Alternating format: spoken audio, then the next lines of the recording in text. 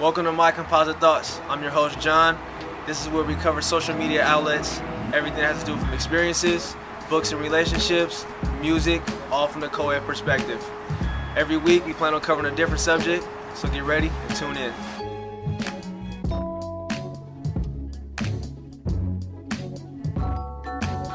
Alright, welcome to my Composite Thoughts. Today's first episode, we're going to talk about dating etiquette. We're going to cover everything from location, places, attire, what to wear, what not to wear, what to talk about, and overall, in general, creativity. Today's topic, the first thing I want to discuss with y'all is creativity. It's all about being creative when you go on a date. The first date should always be memorable. No matter what happens, first impression is the last impression. You get a second shot sometimes, but sometimes you don't. So you really want to think about what you do and what goes into it and everything around it the first time you go on a date. Creativity is key, but you don't want to go overboard. You don't want to go somewhere where it doesn't spark someone's interest and they don't know anything about it. Creativity, when you go out, go to a well-lit place. But don't go somewhere where there's too many people, where the distraction takes your focus away from the person you're with. Everyone wants to be stimulated mentally. When you remember a person mentally, the rest of it all takes its place. But there's two ways that people go wrong when it comes to stimulating somebody on the first date. The first way that many people go wrong is what you're wearing. It's all about attire. Fellas, you go on a date, you want to dress comfortably, you want to dress casually, but you don't want to dress to the point where you're dressed down or it distracts from her attention looking at other guys around you. Ladies, when you go out, it's all about showing them your interest. Don't show them too much skin. Skin is alright on the first date, but don't make yourself look slutty or look demeaning of yourself. Men want someone who can attract their interest, but also someone they can bring home to mom at the end of the day. You never know what's going to happen or who's going to be there or who you're expected to see on that first date. So no matter what you do, always think about, I want to dress comfortably and I want to dress where I'm provocative enough where I keep his interest, but not to where his thoughts are constantly somewhere else or he's constantly thinking about sex after the first date. Secondly, the main thing you want to do in creativity when it comes to first date, make sure you take care of your significant other. Ladies, yes ladies, I'm telling you, every gentleman should pay on the first date. Fellas, that goes for you. That's a first date rule. You pay. No matter what it is, no matter where you go, you always pay. There's no other way around it. Every lady wants to be treated like a princess and be treated like the way she deserves to be treated. Take her out, wine her and dine her, and even if it's just a friendly date, make it memorable because at the end of the day, you're staking your reputation and your claim based off of your actions and the place she takes you.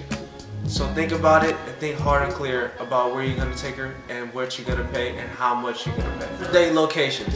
Go somewhere where it's nice, where it's a family atmosphere. Don't go somewhere where it's a rural area or somewhere where not too many people go to eat. Go somewhere where it's a nice warm atmosphere and it makes a person feel invited. Women like to feel invited no matter where they go eat, and that's one of the biggest things. She has to feel comfortable. It's all about being comfortable. You don't want to go somewhere where you're constantly have to worrying about who's looking at you, what's going on, and if there's a problem going to happen, who's going to be the nearest person that's going to help you. It's all about feeling comfortable, easy, because then it leads to other things, easier conversation, easier time talking about each other, and it helps them spark more interest in things about you. The next thing that you don't want to do on a date, social media. Don't check in on your Twitter, your Facebook, anything like that. Foursquare. Keep it intimate between you two. Put your phones away, put them on silent, put them on vibrate, whatever you do. Make sure that they have your undivided attention. Everyone wants to feel appreciated and needed.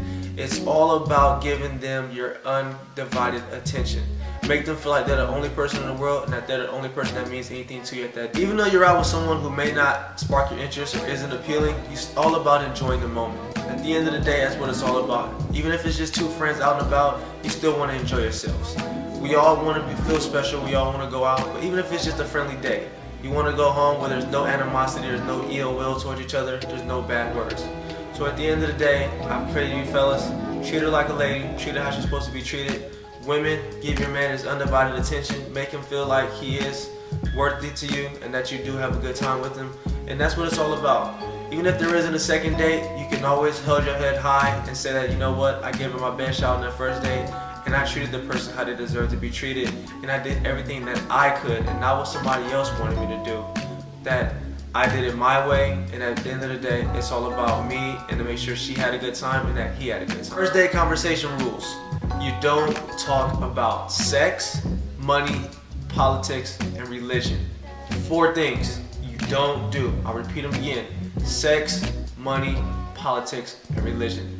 Leave those 4 things at home, wherever they may be. Erase them from your brain. When you first step foot into that door, those are immediately taboo topics that are no longer to be discussed. Stick to more common interests. Music, art, their interests. What do they see in their future? Not your future together. What do they see in their future? Get to know the person. Ask them things about their family.